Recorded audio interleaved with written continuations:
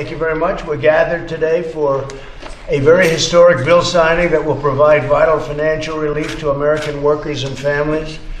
We're grateful to be joined by Vice President Mike Pence, and also with us are Secretary Steve Mnuchin, Administrator Jovita Carranza, Senators Roy Blunt, John Cornyn, Dan Sullivan, as well as Leader Kevin McCarthy and Representative Steve Scalise and Liz Cheney. We appreciate you all coming. Very big moment. I want to thank Congress for answering my call to pass this critical funding. And the bill includes, as you probably know, you've been watching it over the last week as it matured until this point, $320 billion to refill the Paycheck Protection Program, helping keep millions and millions of American workers on the payroll. Great for small businesses, great for the workers. $30 billion to the Paycheck Protection Funds will be reserved for small financial institutions, including those that serve minority and distressed communities, extending vital relief to thousands of African American and Hispanic American small business owners and their employees. So that's $30 billion of the Paycheck Protection Funds, and that's really having to do very much with extending vital relief to thousands of African American and Hispanic American people in this country that are so great but have been so badly hurt. They're great people, they've been badly hurt. $10 billion for Economic Injury Disaster Grant Program, $50 billion for the Economic Injury Disaster Loan Program, which will provide loans to small businesses and farms, very important farms. $75 billion to reimburse hospitals and healthcare providers. $825 million, that's a small one, million. That's the first time I've seen the word million instead of billion. $825 million for community health centers and rural clinics, which serve many of our most vulnerable low-income communities. And $25 billion for expanding testing capabilities. So let me once again thank everyone who helped achieve these historic victories. This is a tremendous victory. This is on top of all of the other things that we've been doing, including an incredible job, I must say, where Vice President Pence and with the task force, the coronavirus, that we are really hitting hard. The task force has been fantastic. The ideas and the implementation has been unprecedented. We don't get the credit that we should, and I don't want it for myself, but I actually do want it for the Vice President, and I do want it for the task force, but most importantly, I want it for all of the incredible people that are working so hard. You see what we've done on ventilators. We're now with the kings. I have many countries calling. We're the king of ventilators. Countries are calling, and they're calling all the time now. Can we help them with ventilators? And we are helping some countries. We spoke to a number of them today. Indonesia, Honduras, El Salvador. We spoke to numerous countries today. You probably saw that. I spoke to the presidents, prime ministers. I'm speaking to everybody. They all want to know if we can help them with ventilators, and we're capable of doing that because we're making thousands and thousands of ventilators, and every governor has more than they need. In fact, some of the governors are now taking ventilators and shipping them to different states that don't even need them. So it's been an amazing story that hasn't been written about. Actually, there have been stories about why haven't they written about it. Those are the stories, because the news is, much of the news is not fair. But that's been incredible. Likewise, our testing. Mike just said today 5 million. Tell me. 5.1 million, Mr. President. 5.1 million tests. That's more than all countries combined. All countries combined. 5.1 million tests. And you were asked a question about that the other day. You didn't hit 5 million tests. Well, I guess Mike didn't respond, or he wasn't asked the answer, but right now it's 5.1, and that was just the other day by some reporter named, I think his name was Jonathan Carl, right? Who's a very nice, actually a very nice guy. 1 month ago, Mr. President, we had done a total of 80,000 tests nationwide. Now we're As of today, because of the partnership you forged, because of the support of leaders gathered here, and governors around the country, 5.1 million Americans. Well, and actually, I wanted to tell you this. Honduras just called, and they are in a quagmire because they don't have good testing, and they asked us to help them with their testing. We will. They've been helping us very much on the border. Our southern border is setting record lows for people coming through our southern border. We have that really in good shape.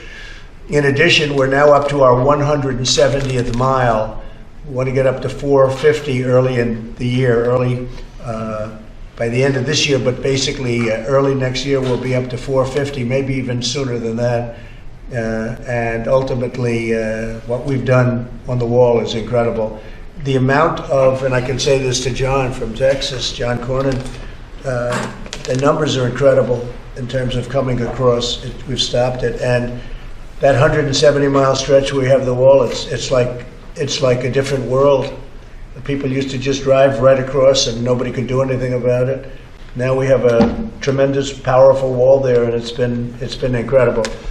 Because a country needs to have borders, and you don't have borders if you have people pouring in by the tens of thousands, and we have totally stopped it. So it's been a great thing.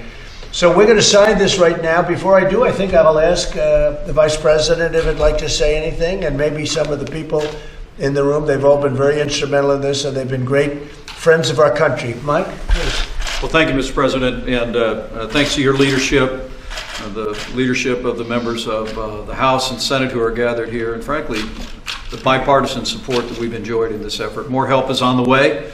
Small businesses will be able to keep even more Americans on the payroll while our nation makes our way through the coronavirus. And critical funding for hospitals, Mr. President, right. You said earlier in the week, we are encouraging states around the country to restart elective surgery wherever possible, even on a county-by-county basis. Additional funding for hospitals is here, and additional funding for testing. We'll be reviewing those resources in a conference call with governors today. But I want to join you in thanking all of the members of the House and Senate who are here, and frankly, all the members in both political parties who have continued to provide the support you've called for the American people, Mr. President. It's been really amazing, hasn't it? It has. So what was the vote in 385 the to Senate? 5. What was it? About 385 to 5. There it was. And what about the Senate? Unanimous. Unanimous. Yes, sir. And then they'll criticize me, the Democrats, for doing the bill. I said, but you voted for it. Well, that doesn't matter. Dan, do you have anything to Yes, say? sir, Mr. President. And I first want to thank you and your team, you, the Vice President, Secretary of the Treasury, literally working around the clock. Everybody notices that. Certainly notice it in Alaska. We really appreciate it. You know, my state has a lot of tough, resilient people. Your grandfather is part of that legacy in terms of the great state of Alaska. But, you know, some of our key industries, oil and gas, the energy sector, the fishing community, the tourism community, they're facing tough times, but this bill is going to help, and your administration, Mr. Vice President, Mr. President, are doing so much to help those sectors. So I just want to thank you on behalf of the people I represent. Thank you, Dan, very much. Steve? Thank you, Mr. President, Mr. Vice President, for the leadership and for calling on Congress to pass this bill. The bill you're about to sign is going to put another $300+ billion in the Paycheck Protection Program. This has been a lifeline, not only to small businesses, but I know you're well aware you've saved over 30 million jobs just with the first tranche of that money that went out. Over 30 million people are on the payroll today that would have been unemployed. We just saw another 4.4 Americans that went on the unemployment rolls. This is going to save probably another 30 million people from going on unemployment. They'll be able to stay in their jobs. Those small businesses will still be alive so that they can come back when we start opening the economy safely to be able to come back. We see all of these industries distressed, the oil and gas industry, ag industry, restaurants. Everybody wants to start focusing on how to reopen the economy in a safer, smarter way. I appreciate your leadership. This bill is going to be a lifeline, again, to millions more people that will be able to stay on the payroll of their companies. Thank you, Steve. Kevin, please. Yes, sir. First of all, I want to thank all those on the front line.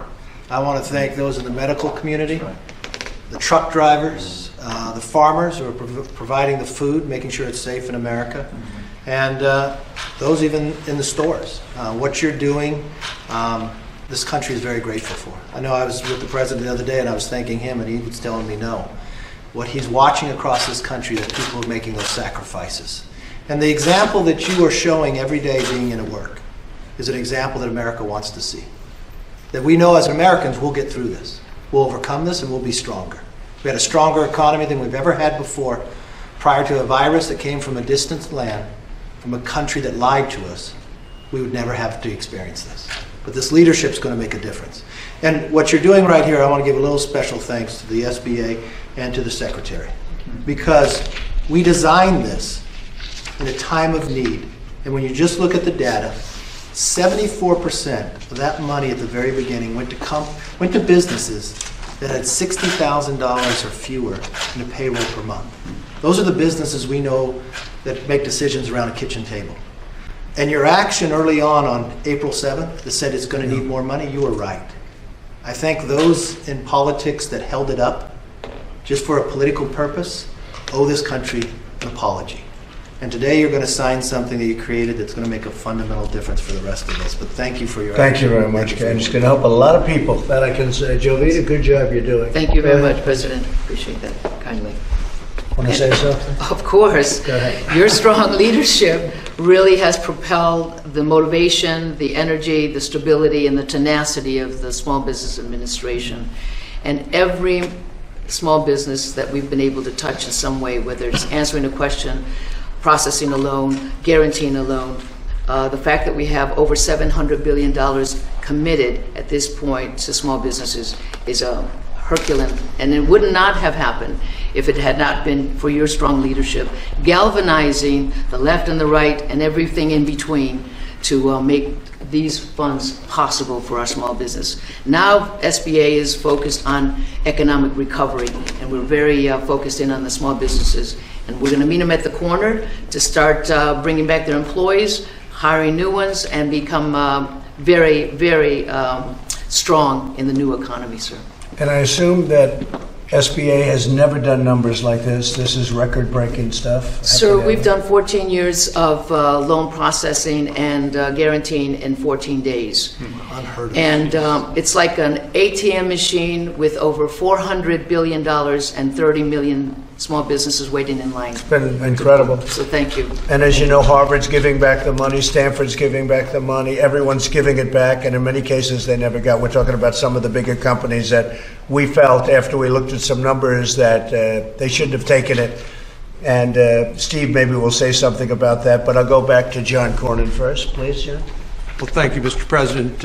These are extraordinary times, and it tests all of us, and I want to congratulate you and your administration on meeting this challenge head on.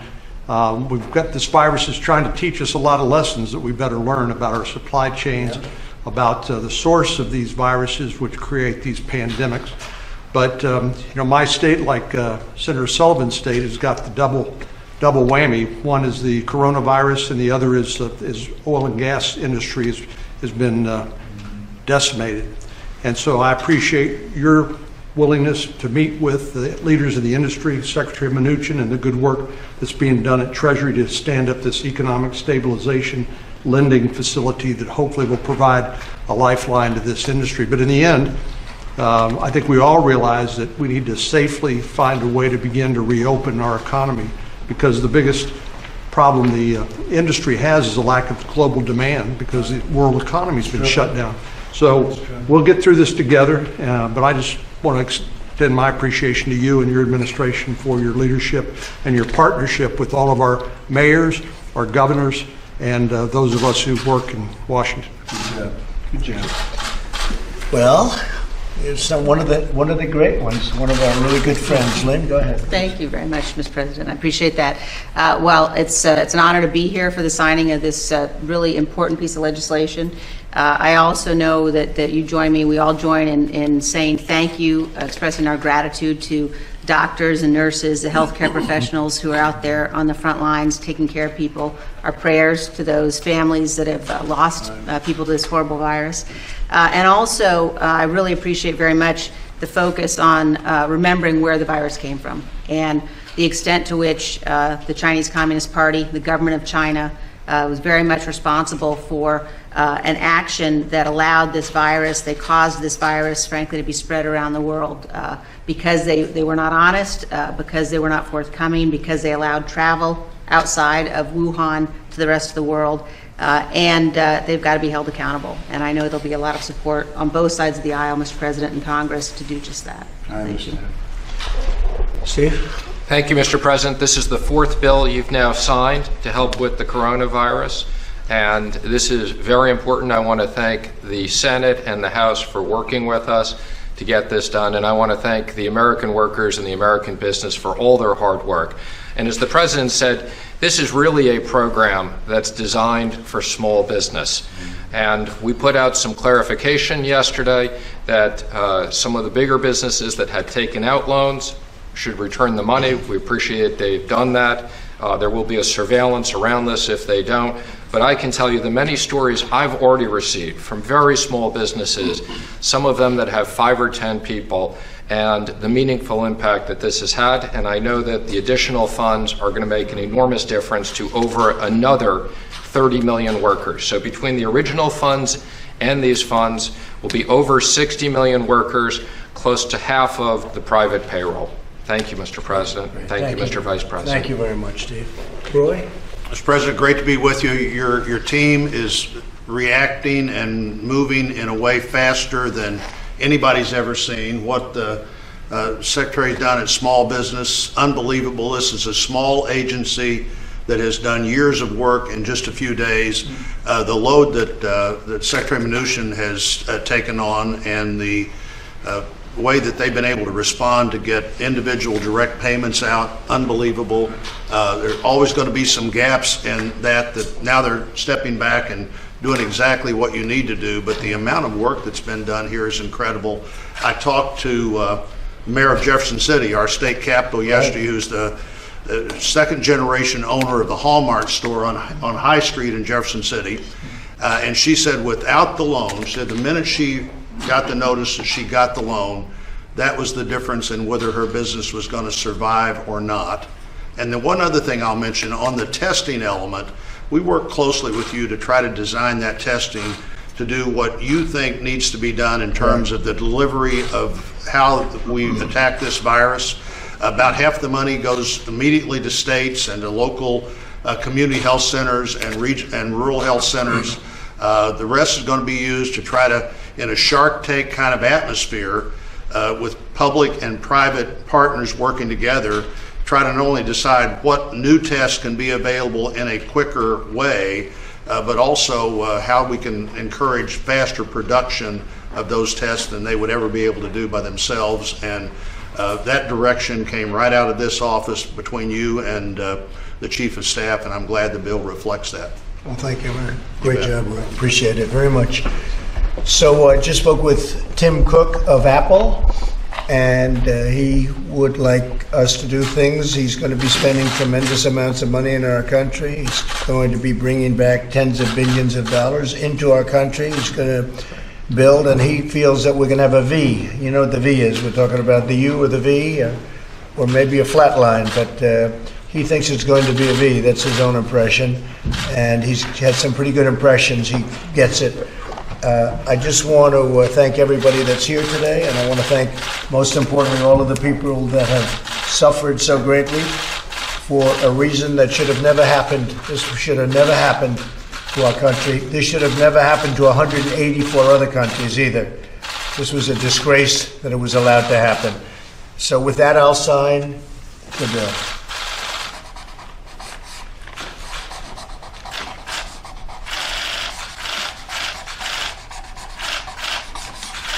Okay, thank you very much. How about we'll give one to Roy for a change, right? We'll give one to, don't worry, you're all going to get it.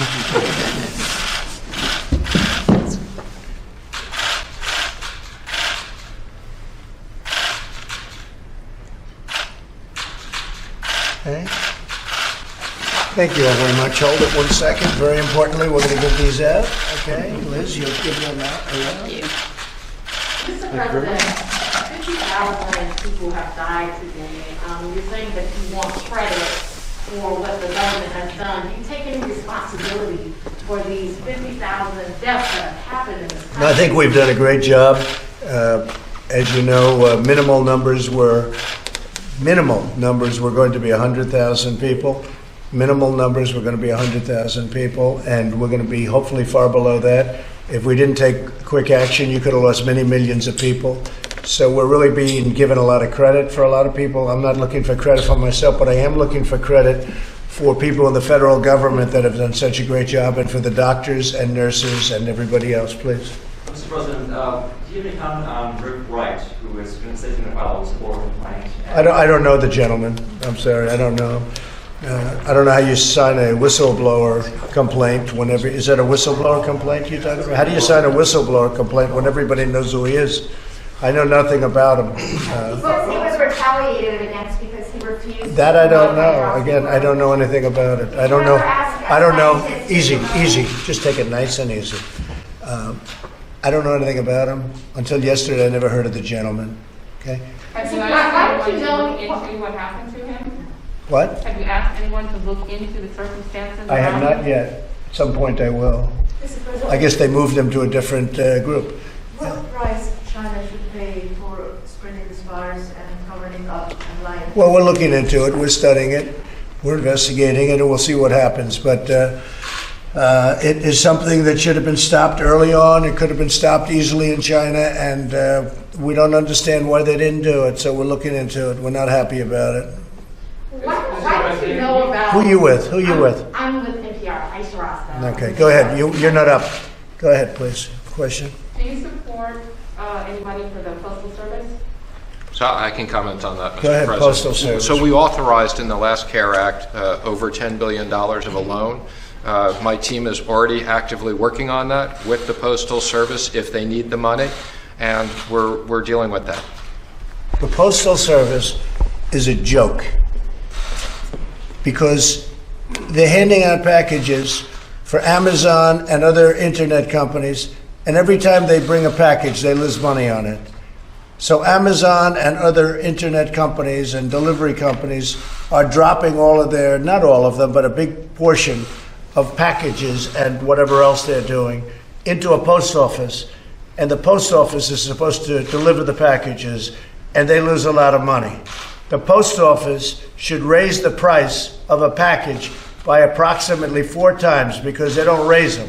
For some reason, these people have been in there a long time, but for some reason they're very cozy with some of these companies, and they don't raise the price of a package. And if they raise the price of a package like they should, 4 or 5 times, that's what it should be, or let Amazon build their own post office, which would be an impossible thing to do because the post office is massive and serves every little piece of the country. The post office, if they raise the price of a package by approximately 4 times, it'd be a whole new ball game. But they don't want to raise because they don't want to insult Amazon and they don't want to insult other companies perhaps that they like. The post office should raise the price of the packages to the companies, not to the people, to the companies. And if they did that, it would be a whole different story. Do you agree with that, Steve? I do, and actually we are going to put certain criteria for our postal reform program as part of the loan. And we're looking forward to the board is recruiting a new postmaster general and doing postal reform. Well, I'll go a step further. If they don't raise the price of the service they give, which is a tremendous service, and they do a great job, and the postal workers are fantastic, but this thing's losing billions of dollars, it has for years, because they don't want to insult, for whatever reason you can imagine, they don't want to insult Amazon and these other groups. If they don't raise the price, I'm not signing anything. So they'll raise the price so that they become maybe even profitable, but so they lose much less money. Okay? And if they don't do it, I'm not signing anything, and I'm not authorizing you to do anything. Steve. Can you clarify your comments about injections of disinfectant? They're quite... No, I was asking a question sarcastically to reporters like you, just to see what would happen. Now, disinfectant for doing this, maybe on the hands, would work. And I was asking the question of the gentleman who was there yesterday, Bill, because when they say that something will last 3 or 4 hours or 6 hours, but if the sun is out or if they use disinfectant, it goes away in less than a minute. Did you hear about this yesterday? But I was asking a very sarcastic question to the reporters in the room about disinfectant on the inside. But it does kill it, and it would kill it on the hands, and that would make things much better. That was done in the form of a sarcastic question to the reporters. But you were asking your medical experts to look into it. No. To look into whether or not sun and disinfectant on the hands, but whether or not sun can help us. Because, I mean, he came in yesterday and he said they've done a big study. This is a study. This isn't where he hasn't done it. This is where they've come in with a final report that sun has a massive impact, negatively on this fiber. In other words, it does not live well with humidity, and it doesn't live well with sunlight, heat. It doesn't live well with heat and sun and disinfectant. And that's what I brought out, and I thought it was clear. Okay, anything else? Mr. President, could you comment a little bit on what you're considering right now for helping the oil and gas industry?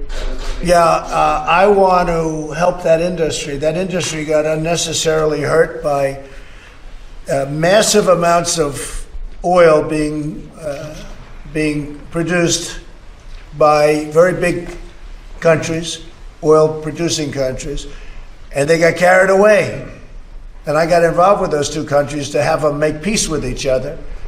But by the time we get involved, all of a sudden, I mean, they have billions of barrels. They never saw anything like it. Every tanker is loaded up with oil sitting out in the ocean. Oil is less than water. Nobody's ever seen anything like it. Now, in many respects for our country, automobiles and airplanes and all of the things that you have to do with the airlines, we're trying to make the airlines work again, and we will. We just provided financing for them, which was great. We're going to keep our airlines and all those employees totally intact. So in some ways, the fuel cost is very low, but I'm an energy person. I love the energy business. We're energy independent. We're going to stay that way. We're also filling up, as you know, John, our national strategic reserves, and we're filling them up like never before, and we're frankly getting very good prices, okay, as we should. Very good prices. So we're filling up the reserve. That's 75 million barrels. And we're going to have that filled up pretty soon. So it'll be filled for the first time in a long time. And we're doing it at a very, very low cost. So it's good. Now, it'll come back when the virus is gone. They lost 40% of their market because of the virus, in all fairness to even the producers and even the countries. They lost 40% of their market because people aren't driving automobiles. They're not doing anything. So all of a sudden, they're not flying in airplanes. The airline business was essentially shut down. So all of this massive amount of fuel, and this is all over the world. This isn't here. This is in virtually every country. I'd probably say, as you know, I've been talking about 184 countries, probably more than that now. 184. A friend of mine said, very sophisticated friend said, I never knew you had 184 countries. We actually have more than that. But 184 countries that we know of have been affected by this. So the oil business lost 40 to 50% of their market. And that was, you know, who would have seen a thing like that coming? As soon as this comes back, and with the cutting, the energy business will come back, and it'll come back strong. So we're working. The energy business is very important to me, and we're going to build it up. This really hurt the energy business as much as any other business because it totally knocked out. The supply kept coming. And by the way, there was a lot of oil when this hit. Before it hit, there was a lot of oil. Prices were pretty low, which is a very good thing. But then we got hit by this, and it was devastating to the energy business all over the world. So we will be able to, once this straightens out, and once you get some demand, and then you're going to reduce the supply a little bit, it'll equalize, and it's going to be great again. We will make the energy business great again. Mr. President, ma'am. And we want to remain independent. We're independent now. We're totally independent on energy. We want to keep it that way. Go ahead. Secretary Mnuchin, perhaps clarifying whether the government is considering taking stakes in energy companies, equity stakes. Well, the President has asked me to work with the Secretary of Energy, and we're looking at a whole bunch of alternatives. It would be premature for me to comment on any one of them, but the President has asked us to look at the range of alternatives. Is that one of the alternatives? Again, you can assume that's one of the alternatives, but there's many of them. Well, one of the alternatives we can think about, Steve, and just in sitting here watching, we could buy, the United States is the largest user of oil. We could buy oil at a great price into the future. That gives them the infusion they need, and we have oil at a great price into the future. So that's something I'd like you to think about. It is, Mr. Likewise, President, as you've suggested. Yeah, likewise, I told Steve, we're the biggest user of the airlines, the United States government. And one of the ways we can help the airlines is buy tickets at a very large discount, maybe 50% off or maybe more. And you buy into 4 or 5 years worth of tickets, and you infuse them with some cash. And in the meantime, we're flying the people of our country for, a fraction of the cost that it would be if when the airlines get back. They will get back. But, so we're thinking in terms of, as additional, because the airlines are all set right now, but as an additional incentive where we buy tickets in advance at a very big discount, which I've liked really from the beginning. And we're not up there. Look, the fact is the airlines are going to be fine the way it is now, but I like that as an additional help for the airlines. I like it both ways. I like it for us too. We're the largest user of the airlines. So you buy tickets. I don't know. It sounds good, right? If we get a good discount. Wyoming appreciates what you're doing for the energy industry. Well, Wyoming is great. They're great. Mr. President, could I make they're a lucky to comment have on you. energy, sir? Sorry to Yes, interrupt, please, but first I want to thank you and your administration.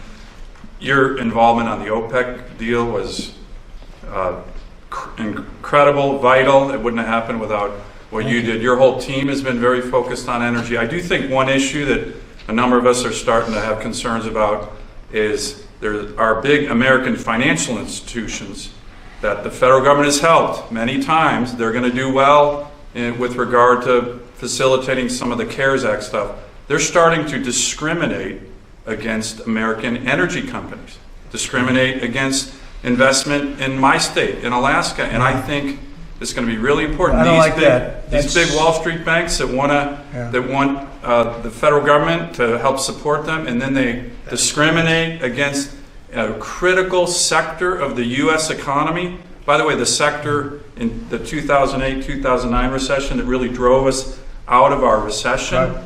I don't think they should be allowed to do that, sir, and I know you have. I like the concern idea of about looking into that. You're right. You know, that got where they were pushed by the radical left, and so they're afraid of the radical left. Shouldn't be afraid of the radical left. Very nice people, AOC +3, and all of her friends. But you shouldn't be afraid of them. You should reason with them, and if they don't reason, you do what's right. You cannot be discriminating against these great energy companies. And there is, I've heard that from them, that it's very hard. One of the banks, I think they said, we want to be out of energy by 2050. That's a long time, but they want to be out of energy. What's that all about? They want to be out of energy. So, you know, we're blessed in this country because we're sitting on top of tremendous wealth. Very few countries have that kind of wealth. We're bigger than Saudi Arabia. We're bigger than Russia. We're bigger than any other country in terms of our energy. And a lot of things like the Paris Accord. The Paris Accord basically took your wealth away. It didn't give you the advantage. And I said, I won't sign it because it took the wealth of this country away because they didn't want us to use our energy. They didn't want us to use our great asset. We have tremendous wealth. You know, one of the interesting things, if you look at Iran and you look at Saudi Arabia and you look at the big, vast waterways that we patrol, years and years and years gratis for nothing, so that other people got rich, so that we could get oil out of there, but so that other people got rich. We never got anything. Now we get things for it. But we don't have ships very much in there anymore. And with all of the conflict and all of the things, they kept saying, where are the American ships? We have so much energy now. We're sitting on so much. And it's happened really over the last 3 years, 3.5 years. We've made it. One thing that happened, great, John, I mean, if you look, John, you were even in favor of it because you're an energy person, but we helped Alaska, but we really helped the United States with ANWR for Dan. They did a fantastic job. Ronald Reagan tried to get it approved. Couldn't do it. Every president tried to get ANWR. They couldn't do it. I got it approved. Yes, sir. It's great. People don't even talk about it, and that's okay. They don't have to talk about it. That's why I talk about it. We love it in Nobody else Alaska, will. I'll tell you that. But ANWR is perhaps the largest find in the world, right? It could be, but it's certainly one of them. Yes, sir. But it's been talked about for years, probably one of the, maybe the largest find anywhere in the world. And we got it approved a year ago. And you're working on it, and it's incredible. But Ronald Reagan could not do it. He said that was one of his big disappointments. He could not get ANWR approved. They couldn't get it through. And we got it through. We got it passed, and that was a great achievement for everybody in this room. And it was a great achievement, actually, for the two of you, the big oil guys, right? It was a big, and I have to say, these senators and the people in this room, they love energy. Not that they love it. They love the jobs it produces, and they like what it represents, and it gives us total independence. So it's very important. Okay, any other question? So this is just to follow up on energy. Are you satisfied with the current output by the Russians and the Saudis, or do you want them further to cut production? I wish you'd, because you have the mask on. So it's, yeah, that's great. Just for a second. He's not worried. See the man in front of you? Are you worried about her? Are you worried about He's not worried. Look, he's protected. Go Are you ahead. satisfied with the current cut from the Saudis and the Russians? Or do you want them to further cut the production? Well, it could be that they further cut. I think it's going to be natural, though, really, isn't it? It's going to be natural at this point. So I think I got them to cut maybe, what would you say? I would say, well, they say 10. They say 10 million, but I think it's 15 million barrels. I even heard 20 million, but you know, it's going to be natural. And in all fairness, Texas and Oklahoma, and if you go to North Dakota and all of our places, it's going to be natural. Canada's cutting. They've got to cut. Right now, I mean, they've got to cut. America's And it's you know, supply and demand is a beautiful thing. But what happened is one day, all of our demand, just not all, 50% of our demand disappeared with this virus. They say from 40 to 50%. So you're producing and it's going good. Price is good. Price is good enough for the companies and really good for the countries. It was really good, and the consumer. And then one day, in one day, it stopped. So it's, you know, I guess you could always say it's somebody's fault, but it happened. Something happened that nobody thought would ever happen. Okay, yes. More on hydroxychloroquine. Go Have ahead. you or Secretary Azar pressured or asked scientists in the administration to promote it? Well, I never spoke to a scientist, but I will tell you this. I did speak with the president of Honduras just a little while ago, and I didn't bring it up. He brought it up. He said they used the hydroxychloroquine, and he said the results are so incredible with hydroxychloroquine. This happened an hour ago.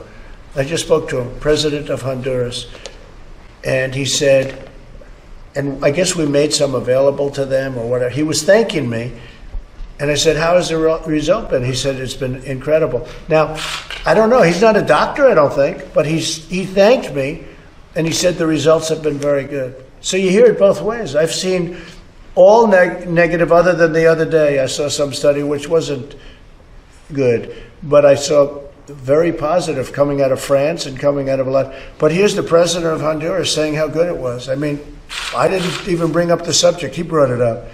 So study has to be there. Look, I'm not a doctor. Study has to be done, and maybe it's help. If it helps, it's great. If it doesn't help, don't do it. It does work with, as you know, malaria, lupus, etc., and it's a very powerful drug. And I would say this, if it works, I think everybody would be in favor of it. But check with him, call him. The president of Honduras, a really nice guy. I just left him, just on the phone. You know what he needed? Ventilators. He said, can you give? I said, we can help you. Because we're going to have 110,000 made in a very short period of time. And they've been making them by the thousands. Mike Pence went out to a factory in Wisconsin just the other day, 3 days ago. And he came back, he could not believe how incredible the factory was. They're making thousands of ventilators every couple of months, thousands. And countries are calling us now. France, Italy, we're sending to Italy, France, Spain. We are making thousands and thousands of very high-grade ventilators. There's a big difference between high-grade and not high-grade when it comes to what those do.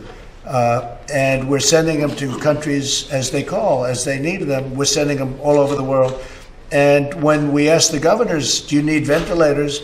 The answer is no. In fact, New York was nice. They sent some to, I think they sent them to Massachusetts. Yeah, please, Jeff. Mr. President, just to follow up on the comments from yesterday, you said you were being sarcastic, but some people may have misunderstood. You wanted to clarify. Well, I wish they wouldn't. I wish they would. Well, I think I did, but I wish they wouldn't. But I do think this. Yeah, I do think the disinfectant on the hands could have a very good effect. Now, Bill is going back to check that in the laboratory. You know, it's an amazing laboratory, by the way. It's amazing, the work they do. So he's going to check because a hard surface, this is a hard surface, I guess maybe depending on whose hand you're talking about, right? But this is a hard surface. And disinfectant, the disinfectant has an unbelievable, it wipes it out.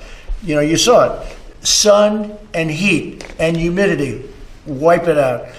And this is from tests. They've been doing these tests for number of months. And the result, so that I said, well, how do we do it inside the body or even outside the body with the hands?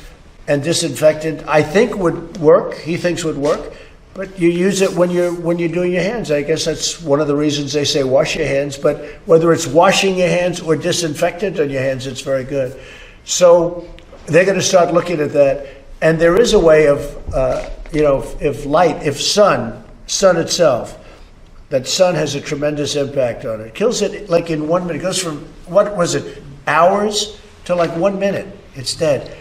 So I said, you got to go back and look. But I'd like them now to look as it pertains to the human body, not just sitting on a railing or sitting on a wall.